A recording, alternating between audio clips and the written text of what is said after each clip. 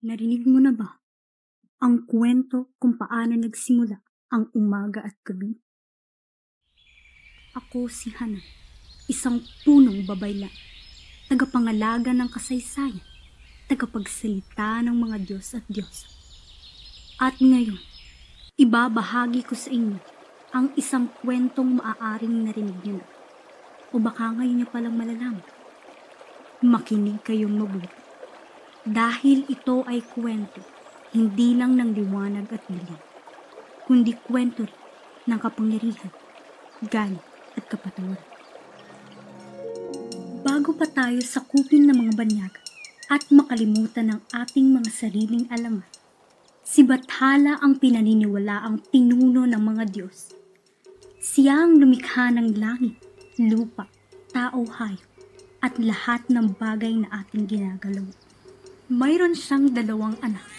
Ang una, si Apollo, ang Diyos ng araw. Siya ang liwanag sa gitna ng digmaan. Masigla, matapang, puno ng aral. Ang pangalawa ay si Mayan, ang Diyos ng buwan. Tahimik siyang kumikilos, pero matalino ang isip. Siya ang gabay sa dilim, ang tagapagtanggol ng katarungan at pagkakapantay-pantay.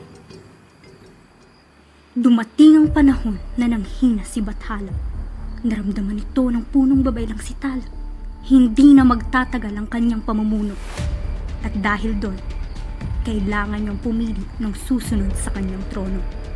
Ipinatawag ni Bathala ang 2. Inilahad niya ang kanyang suliranin sa kanyang mga anak. Aking mga anak, ang panahon ko ay nalalapit na sa wakas. Kailangan may magpatuloy ng aking tungkulin bilang pinuno ng mga Diyos. Magtatanggol, mag-aaruga at gagabay sa mga nilalang sa ibabaw at ilalim ng langit. Isa sa inyo ang dapat humalili. Naiintindihan ko, Ama. Bilang panganay at Diyos ng liwanag, ako na po ang bahala. Hindi sapat ang pagiging panganay o malakas. Ang pamumuno ay hindi lamang para sa makapangyarihan. Karapat-dapat akong maging pinuno. Kailangan din ng isang nilalang na may matalas na pag-iisip para sa mga nasasakupan niya. At ano ang gusto mong ipahiwatig? Habang nagaganap ang pulong ng mga Diyos, gayon naman ang pagdilim ng kalangitan sa daigdig. Malapit na, dumidilim na. Kailangan ng bigyan ng linaw, kailangan na niyang magpasya. Nagagambala ng mga kaluluwa ng mga nabubuhay at mga namayapa. Mahina na si Bathala. Ang darating. Ang digmaan ay darating. Ang digmaan ay darating. Sa mga pangitain ng punong babaylan ay natakot ng mga tao. Sinabing marahil ay nawawala siya sa katinuan. Sa pagputok ng araw kinabukasan, dumaluyong ang langit. Hindi na mapayapa ang tahanan ng mga Diyos. Ama, magpasya ka na.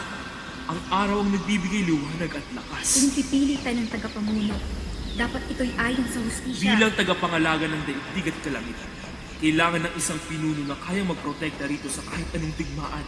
Lalo pat kung magising na si Sitan. Matagal lang nagapi ni Ama si Sitan. Matagal na siyang nakakulong sa kasanaan.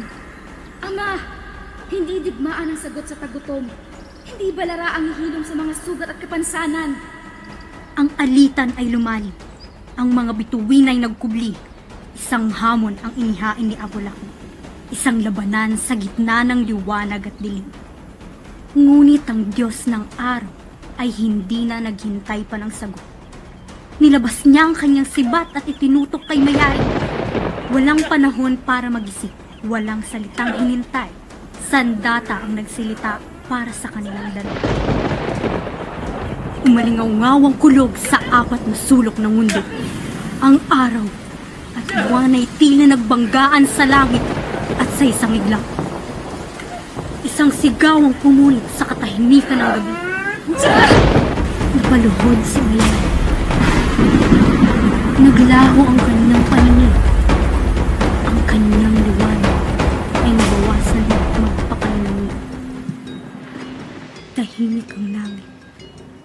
ang daigdig. Hindi na muling sumikat ang araw. Hindi na rin nagpakita ang buwan. Ang lahat ay tila nagdadalamhati. Ang mga tao ay nabalot ng takot at pagkabalisa. Langit ay mahahati. Liwanag. Dilim. Digmaan. At pagmamahal. Hanggang sa isang gabi, lumapit si Apo-Laki kay Mayari. Bitbit niya ang lungkot at pag-ako ng kanyang pagkakamali. Inilahad niya ang kanyang kamay sa kapatid. Kasabay nito, ang pag-aalok ng pantay na pamumuno sa daigdig at kalangitan. Sa umaga, si Apo-Laki ang magsisilbing proteksyon at buhay sa lahat ng masisinagan ng kanyang liwanag. Siya ang makakatuwang ng mga tao sa panahon ng digmaan at sakuna. At si Mayari, siya ang gabay sa gabi ng mga manlalakbay at saksi ng mga taong nag-iisang ligdig. Sa pagbaba ni Bathala ay sabay nilang pinangalagaan ang mga naiwan nito. Magkasama rin nilang hinarap ang muling pagbangon ng Diyos ng kadiliman na si Satan. Sa kabila ng mga pagsubok ay naging matayog ang pamumuno ng magkapatid. Kaya ngayon, kapag nakita ninyo ang araw na sumisikat, alalahanin ninyo ang tapang ni Apo-Laki na natutong magpakumbaba. At kapag lumitaw ang buwan, alalahanin ninyo ang karunungan ni Mayari na kahit nasaktan ay pinili pa rin yung patawad. Ito ang kwento kung bakit tayo may umaga at gabi. Ito ang alaala ng ating mga ninuno. At sa bawat pagkwento, sa bawat pag-alala, muling nabubuhay ang mitolohiyang Pilipino. Dahil ang ating mga alamat ay hindi lamang kwento ng kahapon, kundi salamin ng ating pagkatao.